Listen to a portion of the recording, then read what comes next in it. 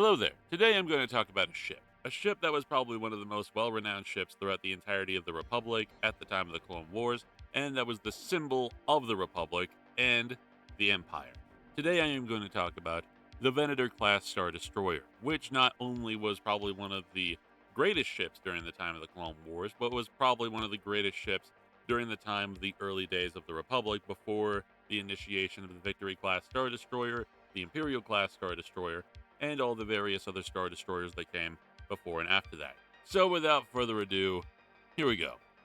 But first, as always, we must start with a little bit of a breakdown. The Venator class Star Destroyer was originally manufactured by Quat Drive Yards, and they would go on to create every single other Star Destroyer for the Empire during the time of their reign. At about 59 million Republic credits, or 50 million credits if you were to buy it off the black market, this massive ship was probably one of the most iconic ships during the Clone Wars. At 1,137 meters in length, 548 meters in width, 268 meters high in flight, and at a max acceleration about 3,000 Gs, with multitudes of different engines that it could utilize.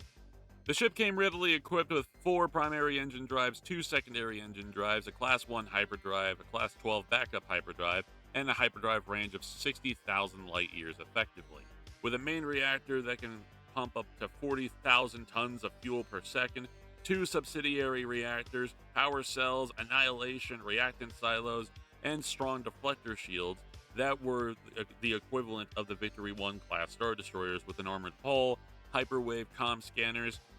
targeting sensors, and navigational computers, with an armament filled to the absolute brim with literally everything that you could need.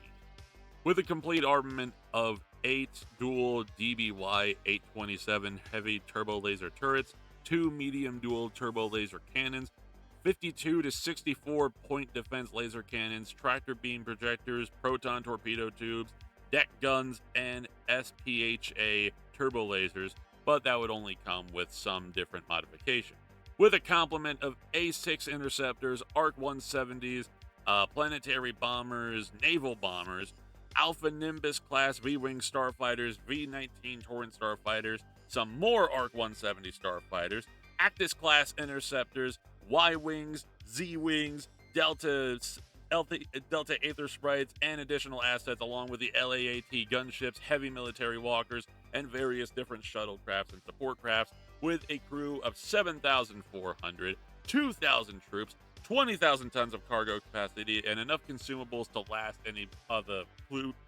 crew for 2 years. In which this massive battleship was not only suitable for as a medium-sized multi-role warship, but was also a starfighter carrier, a military transport, an escort, a command ship, and an attack cruiser that was introduced at 22 BBY just immediately after the time of the Battle of Geonosis, belonging to the Republic Navy, being stolen by the Confederacy of Independent Systems, being utilized by the Imperial Navy just after the rise of the new Empire, as well as being used by pirates, Mandalorians, the Zon Consortium, the Restored Empire, the Maw Irregular Fleet, and the Emergency Evac Fleet for the Galactic Alliance Remnant. Just a couple of weeks into the Clone Wars and just after the Battle of Geonosis, the Venator-class Star Destroyers would see action for the first time at the Battle of Christophsis against Admiral Trench and his forces, with the help of Anakin Skywalker and Wolof Yarlin, as well as Jedi General and now Jedi Master Obi-Wan Kenobi. The Venator-class Star Destroyer would see battle throughout the entirety of the Clone Wars, and there was no measurement of how many actual Venators there were throughout the entirety of the galaxy, but there was a good chance that there were quite literally thousands of Venators scattered throughout the entirety of the galaxy during the time of the Clone Wars.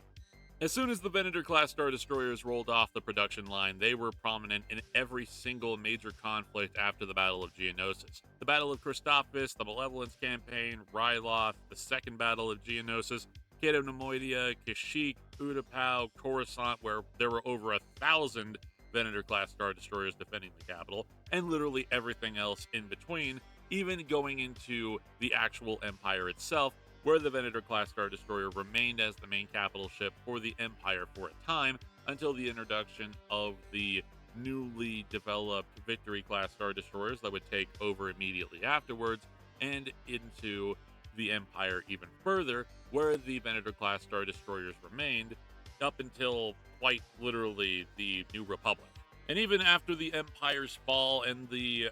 New Republic's rise to order, the Empire still utilized the Venator class Star Destroyers with efficiency. After the destruction of the second Death Star, the death of Darth Vader, and the death of Lord Palpatine, the Venators were still utilized by the Empire very thoroughly, and all the way up until the rise of the New Republic whenever they took over Coruscant, and after the Battle of Jakku, many of the Venator-class Star Destroyers still remained in service for the Empire as they rode out into the depths of wild space, and as the New Republic rose into power and started utilizing the Venator-class Star Destroyers for their own use. And not only were the Venator-class Star Destroyers utilized by the New Republic in Disney canon, they were also utilized by the New Republic in Legends. In Legends continuity, the New Republic utilized these older vessels, sometimes refitting them with advanced technology, using them as carriers, troop transports, and flagships, and often distinguishing them with red markings on the command towers. And it got to the point where they were used for so long by the New Republic in Legends continuity that they were actually utilized in the Galactic Alliance Remnant fleet that were literally fighting the Yuzan Vong. And still to this day, we're often seen and utilized as probably some of the most popular and some of the most advanced ships in the entirety of the Republic. I hope you guys like this video. I hope you guys enjoy this content. Make sure to hit that like button, subscribe, do whatever it is you need to do. And I will see you guys in the next video.